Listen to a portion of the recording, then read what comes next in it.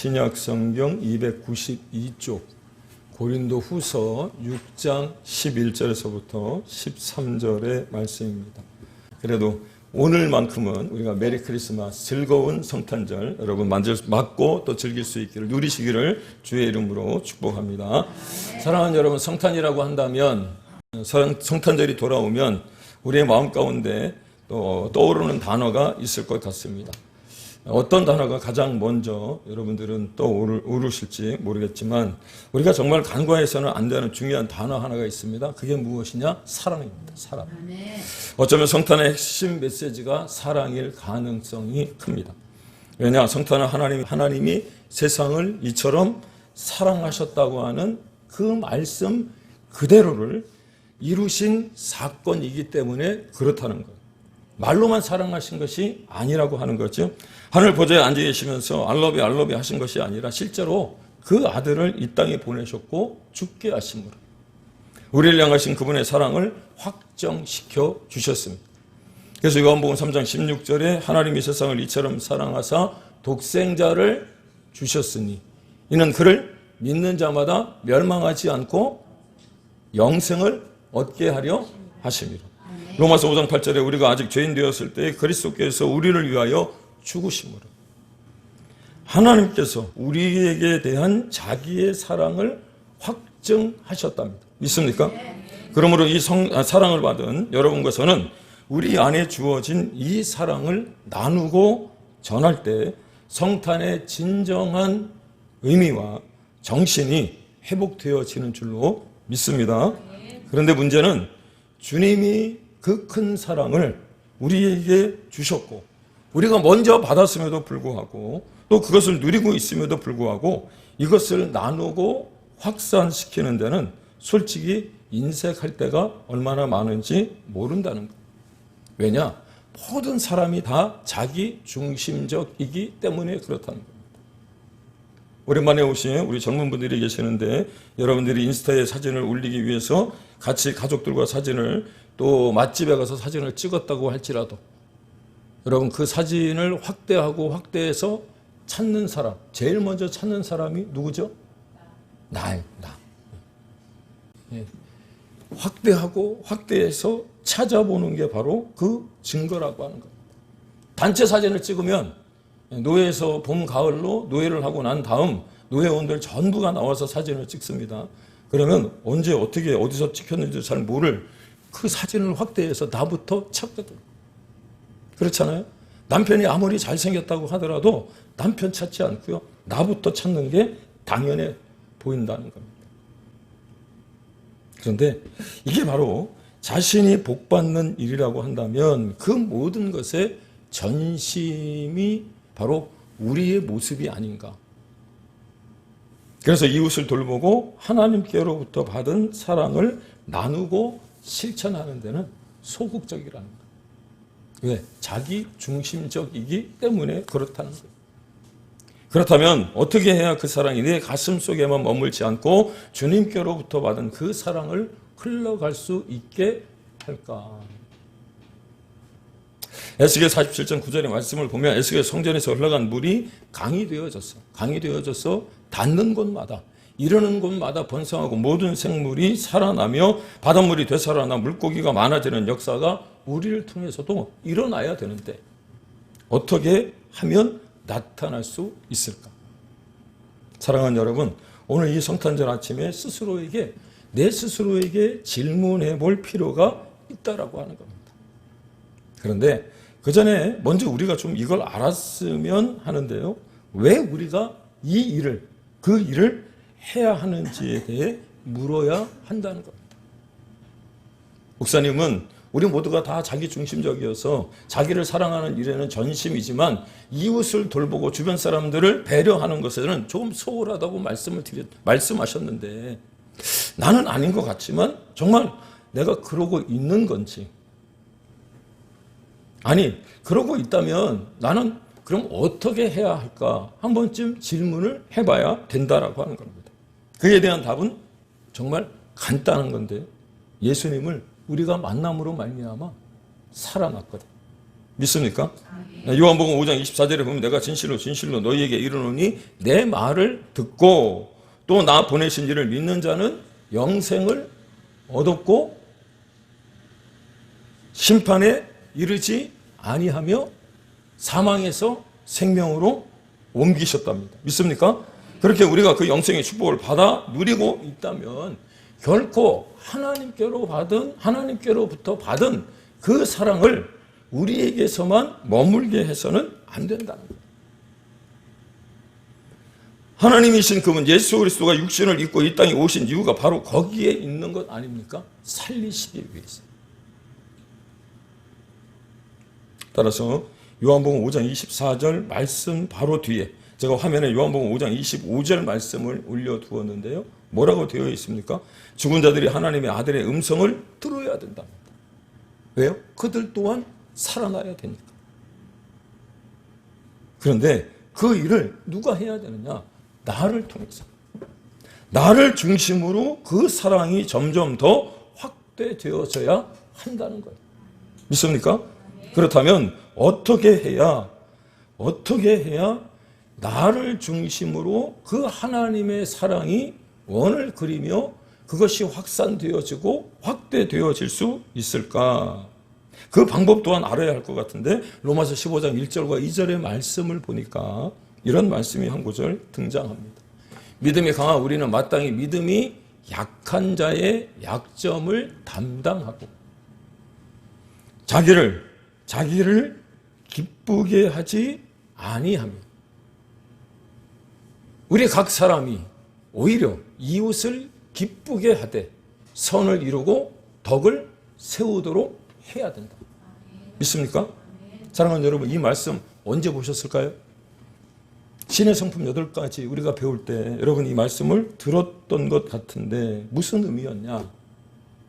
이웃을 기쁘게 하고 선을 이루게 하는 게 누구의 책임이라고 하는 거예요? 우리의 책임. 아니, 나의 책임. 동의하십니까? 네, 그렇습니다. 우리의 책임이라고 하기보다는 나의 책임인 줄로 여러분 깨닫기를 바랍니다. 동의할 수 있기를 바랍니다. 네, 별로 아멘을 안 하시는 것 같아요. 네, 다른 사람이 했으면 하지 나는 못해 이렇게 하시는 것 같은데 네. 그래요. 나의 기쁨을 채우기 위해서 우리 전도서 말씀 배울 때 그런 말씀 보지 않았습니까? 함정을 파는 사람이 있대. 담을 허무는 사람이 있대. 남을 해코지하고 속이면서 내 삶을 조금 더 잘 살아보기 위해 아등바등 그렇게 살아가는 사람들이 있다는 거예요. 그러다 보니까 먼저 믿음이 연약한 자의 약점을 담당해야 됨에도 불구하고 그렇지 못하더라고 하는 거예요. 그런데 여러분 그 일을 누가 해야 되는 겁니까? 내가 해야 되는 거예요. 내가. 믿습니까? 네. 왜냐? 그렇지 않으면 우리가 교회를 아무리 열심히 다녀도 그리스도인으로서 수많은 일을 행한다고 할지라도 결과적으로 복음은 세상 속으로 파고들 수가 없기 때문에 그렇다는 거예요. 그래서 고린도전서 13장 1절에서 뭐라고 말씀하느냐면 내가 사람의 방언과 천사의 말을 할지라도 사랑이 없으면 소리나는 구리와 울리는 꽹과리가 된다. 그 사람이 예수 믿고 구원받아 하나님의 자녀로 살아간다고 함에도 불구하고 주변을 돌보지 못하고 이웃에 대한 배려가 없이 내가 해야 될 일을 하지 못한 채 복음을 전하면 그 사람이 전하는 그 말이 그냥 빈소리로 들려진다. 하나님이신 예수님이 이 땅에 오신 이유도 거기에 있는 줄로 믿습니다. 따라서 이웃을 기쁘게 하고 선을 이루게 하는 그 일을 궁극적으로 감당해야 될 사람이 바로 나라는 거예요. 내가 아니더라도 누가 하겠지 그러면 우리가 전하는 하나님의 말씀을 듣지도 않을 뿐더러 아예 교회를 다니는 사람들을 외면하게 되어진다는 거죠. 사랑하는 여러분, 여러분과 제 마음 가운데 아마도 이런 마음이 있을 것 같은 생각이 듭니다. 하고 싶은 것만 하고 살면 좋겠다. 그렇잖아요? 그런데 우리 인생에는요, 하고 싶은 것만 하고 살 수만 없다는 것을 다 알고 계시잖아요. 대신 해야 될 일, 해야 할 일이 있다는 겁니다. 그래, 하고 싶은 것만 하고 살면 좋죠. 그런데 인생은 그렇게 구성되지 않더라고 하는 거예요. 하고 싶은 일과 해야 할 일이 있는 거예요. 예수 믿는 것도 마찬가지인 것 같습니다. 예수 믿으면서도 하고 싶은 일을 하면서 살려고 하는 인생이 있고요.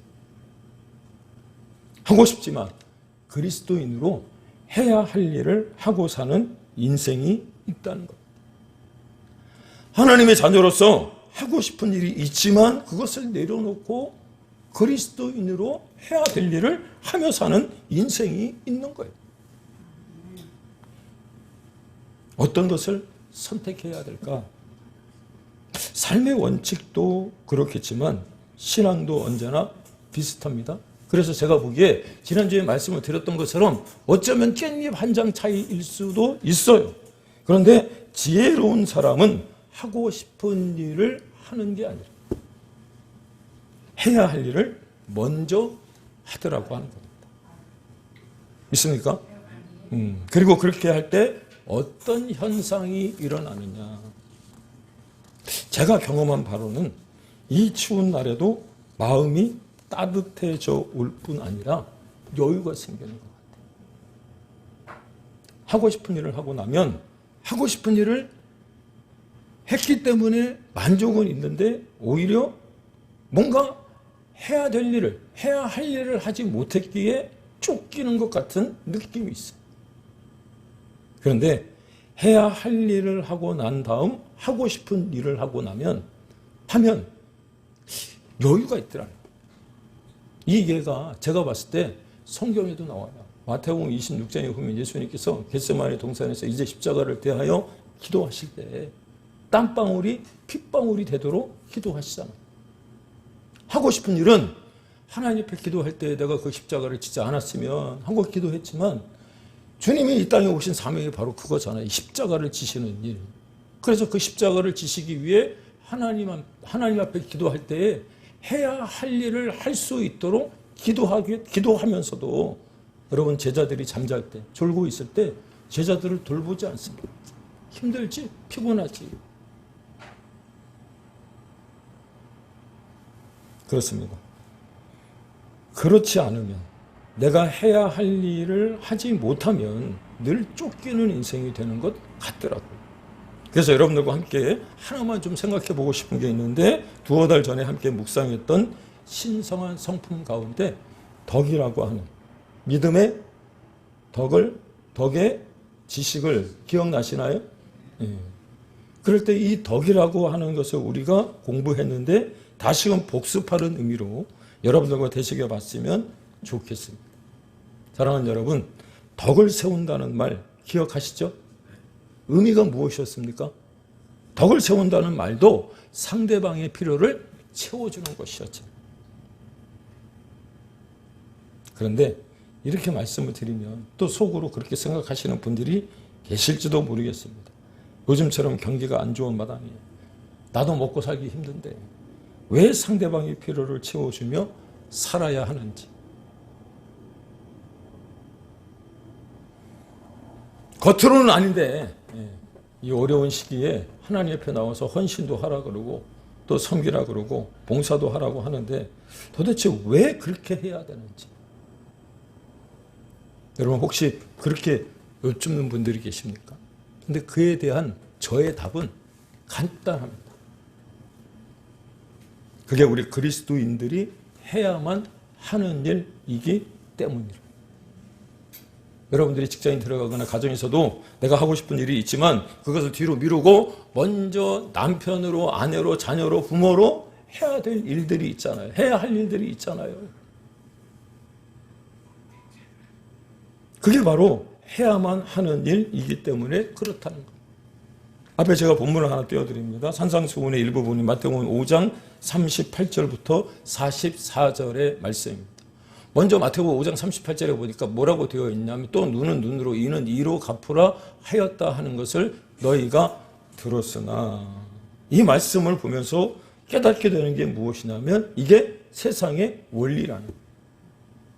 그렇게 살라고 하는 겁니까? 아닙니까? 그렇게 살지 말라고 하는 거잖아요. 그리고 나서 주님이 곧바로 마태복음 5장 39절에서 44절에 뭐라고 말씀하시는지, 주님이 우리를 향해 뭐라고 당부하시는지 한번 들어보시기를 바랍니다. 나는 너희에게 이르노니 악한 자를 대적하지 말라.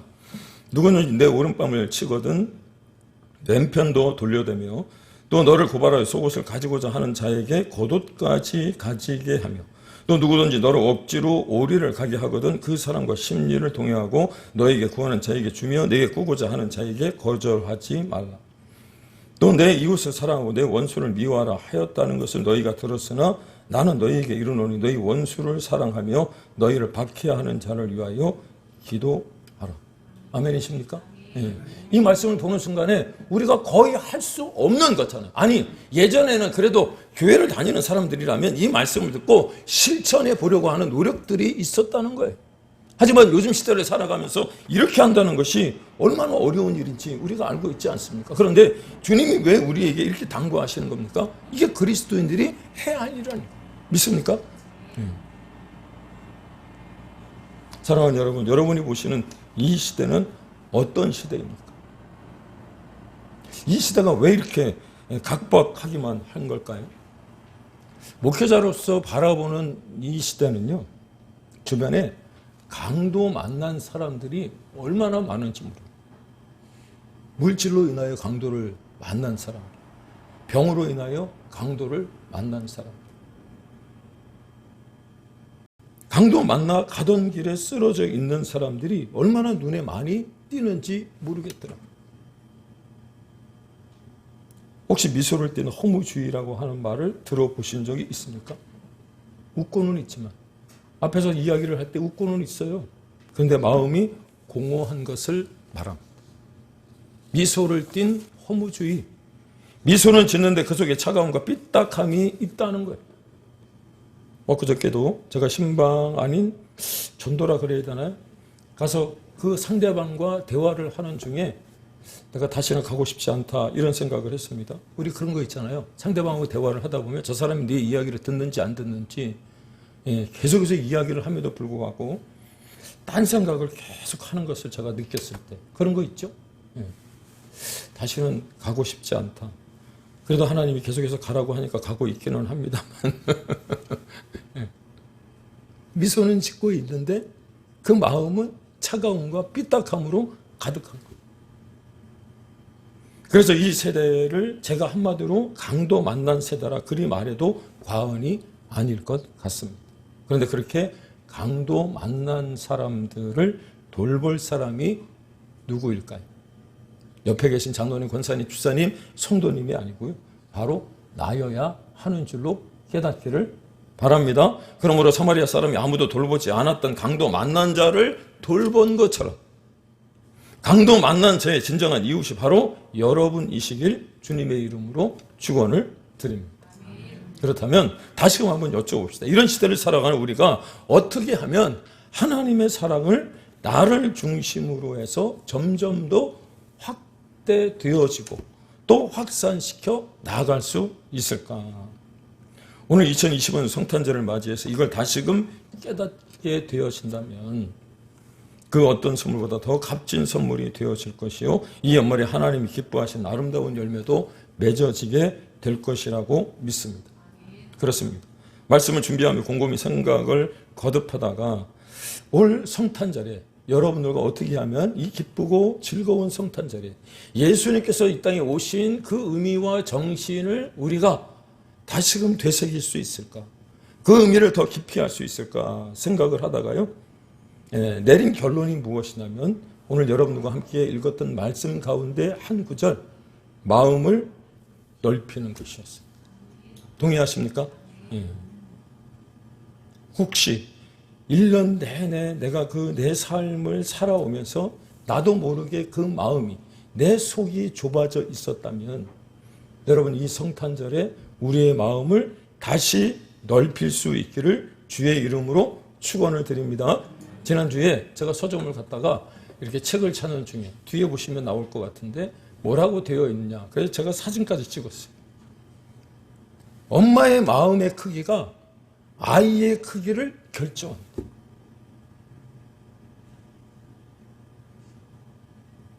그렇습니다. 예전에도 한번 말씀을 드렸는데 여러분 이런 말씀이 있잖아요. 집은 좁아도 같이 살 수 있지만 사람의 속이 좁으면 같이 못 산다. 집이 아무리 넓어도 그 사람이 아무리 잘생겼어도 아무리 예뻐도 아무리 돈이 많아도 아무리 사회적 지위가 높아도 마음이 좁은 사람하고는 못 산다. 이걸 누가 얘기했냐면 백범 김구 선생이 얘기해요.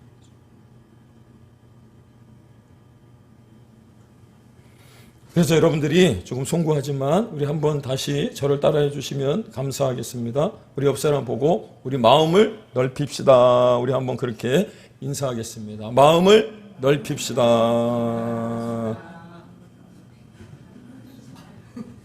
별로 안 넓히고 싶어요. 왜 안 따라하세요?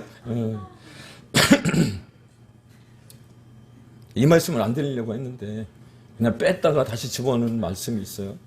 아니 여기엔 표현되어 있지만 안 하려고 했는데 제가 여러분들의 목소리를 좀 키우게 하기 위해서 다시 한번 말씀을 드리겠습니다. 송구스러운 표현이지만 쫌생이 같아서는 밴댕이 소갈딱지 같아서는 쪼잔하거나 옹졸해서는 여러분 결코 그 마음을 넓힐 수가 없어요. 백범 김구 선생님이 살던 시대에 집이 넓어봐야 얼마나 넓었겠습니까? 저희 외할아버지가 살던 집에 갔더니 저 사직동에 일본 다다미 집 정말 넓더라고. 그런 일본 사람들이 사는 집이 아닌 이상은 여러분 한 집에 보통 자녀가 8, 9, 10, 12까지 있었잖아요. 근데도 불구하고 부모님들의 마음이 넓으니까 같이 사는 거예요. 같이. 그래서 우리의 마음이 크고 넓어져야 하는 줄로 믿습니다. 왜죠? 그래야 그 일을 감당하는 거예요. 어떤 일이요? 내가 주님께로부터 받은 그 큰 사랑, 그 넓고 큰 사랑, 말로 형용할 수 없는 그 사랑을 나를 중심으로 원을 넓혀가며 점점 더 크게 할 수 있는 줄로 여러분 믿으시기를 바랍니다. 그래서 사도 바울도 속이 좁아 터져 허구한 날 문제만 일으키는 고린도 교회 성도들에게 오늘 고린도 후서 6장 13절에서 뭐라고 말씀하고 있느냐면 내가 자녀에게 말하듯 하노니 보답하는 것으로서 너희도 마음을 넓히라. 제가 참조하는 유진 피터슨의 메시지 성경에 보니까 유진 피터슨이 뭐라고 이 본문을 적어놨냐면 이렇게 적어놨더라고요. 여러분의 삶이 작지 않은데 동의하시죠? 여러분의 삶이 작나요? 여러분의 마음이 좁으신가요? 아니 유진 피터슨이 그렇게 얘기했어요. 여러분의 마음, 여러분의 삶이 작지 않은데 여러분은 작게 살고 있다는 거예요. 그래서 그렇게 살지 말라는 겁니다. 그렇습니다. 마음이 넓어야 인생의 안목도 넓어지는 겁니다. 그리고 안목이 넓어지게 되면 삶의 모든 폭이 넓어지게 되어졌어요. 인간 관계성도 넓혀지게 되고 결과적으로 인생이 풍요로워지는 거예요. 제가 늘 말씀드리잖아요. 그 안희숙 사모님이 하셨던 말씀, 그럴 수도 있지. 그럴 수도 있지. 여러분, 우리 그 큰 사랑 교회 성도님들 가운데, 여기 구성원들 가운데 속이 가장 작은 사람이 누군지 아십니까? 옆 사람 쳐다보면 안 돼요, 그때는. 네, 옆 사람 쳐다보면 바로 그 사람 같으니까 안 되고, 네, 큰 사랑 교회에서 속이 가장 좁은 사람이 누구냐면 목사예요, 목사. 네. 왜냐? 여러 성도님들을 보다 보면은요, 때로는 마음이 하와와 같이 넓어지기도 하다가도 그분을 생각하면 갑자기 마음이 그냥 확 쪼그라들어갖고, 예. 우리 어머니가 저에게 얘기했던 것처럼 이 밴댕이 소갈딱지가 했던 그 말이 가끔씩 생각이 나거든.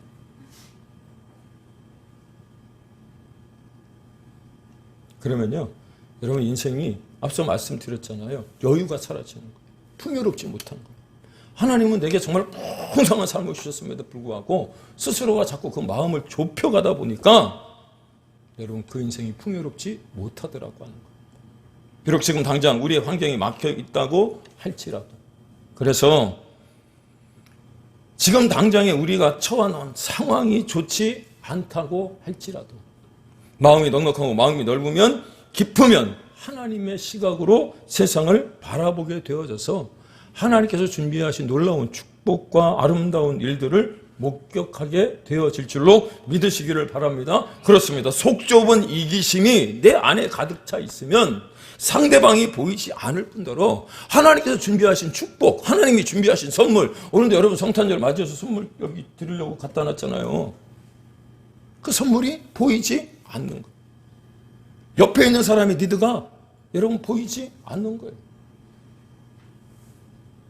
그래서 오늘 설교 제목으로 삼은 그 말씀, 빌리그레임 목사님이 하셨던 말씀인데, 세상을 정말 변화시키기를 원한다면 너희들의 마음을 먼저 넓게 가지라. 믿습니까? 동의하십니까? 그렇습니다. 하나님의 나라가 확정되기를 정말 원한다면 하나님의 백성들의 우리의 마음이 먼저 넓어져야 하는 줄로 믿습니다. 그리고 마음을 넓히는 것이 지혜, 이 땅을 살아가는 지혜. 다행스러운 것은 앞에 보이시는 것처럼 마음 먹기에 따라 마음의 그릇은 얼마든지 넓힐 수 있다는 겁니다. 내가 어떻게 마음을 먹냐에 따라서, 이런 측면에서 마음을 넓힌다고 하는 것은 건강한 크리스찬의 삶의 아주 중요한 과제라고 할 수 있는 거죠. 사랑하는 여러분, 지금 이 시간 여러분의 마음은 어떤지 모르겠습니다. 정말 건강한 마음으로 사람들을 품고 살고 있는지, 아니면 편협된 마음으로 편견을 가지고 담을 쌓고 관계를 깨트리며 살아가고 있는지, 오늘 이 성탄절 아침에 이걸 다시 한번 점검해 볼 수 있기를 주님의 이름으로 축복합니다. 그리고 정말 우리가 하나님이 기뻐하시는 열매를 많이 맺기를 원한다면 우리의 마음을 넓힐 수 있기를 주의 이름으로 축원을 드립니다. 이것이 곧 성탄절 아침에 우리가 알아야 할 가장 중요한 핵심 가운데 하나이고요. 또 1년을 마무리하면서 우리가 깨달아야 할 사실이라고 하는 거죠. 그렇다면 왜 그리 해야 될까? 결론입니다. 결론. 왜 그리 해야 되느냐? 로마서 15장 3절에 보니까 이런 말씀이 있더라고요. 주님이 자기를 기쁘게 하지 아니하셨다. 주님도 자기를 먼저 기쁘게 하지 아니하고 이웃을 돌아보며 선을 행하고, 어떻게 하면 그들에게 더 많은 사랑을 줄 수 있을까를 생각하셨기에, 앞서 말씀드렸던 것처럼 엄마 마음 크기가 아이 인생의 크기를 만든다면, 그래서 우리가 하나님의 자녀라고 여러분들이 믿으신다면, 그래서 여러분들이 그분의 제자라고 깨닫는다면, 그분이 우리에게 맡긴 사명이 있는 걸 아신다면, 예수님처럼 가장 낮은 곳에서 모든 것을 다 품을 수 있는 그 넓은 마음이 우리 모두에게 있었으면 좋겠습니다. 혹시 옆 사람이 실수를 하더라도 그럴 수도 있지. That's okay. 여러분, 그렇게 이 성탄절 아침에 또 우리 옆 사람을 보면서 또 사랑하고 예수님처럼 마음을 넓혀 간다면 매년 찾아오는 성탄절이 여러분 더욱 기쁘고 반갑고 즐거울 뿐만 아니라, 그러므로 말미암아 나를 통해서 하나님의 사랑이 더욱 확산되어질 줄로 믿습니다. 기도하겠습니다.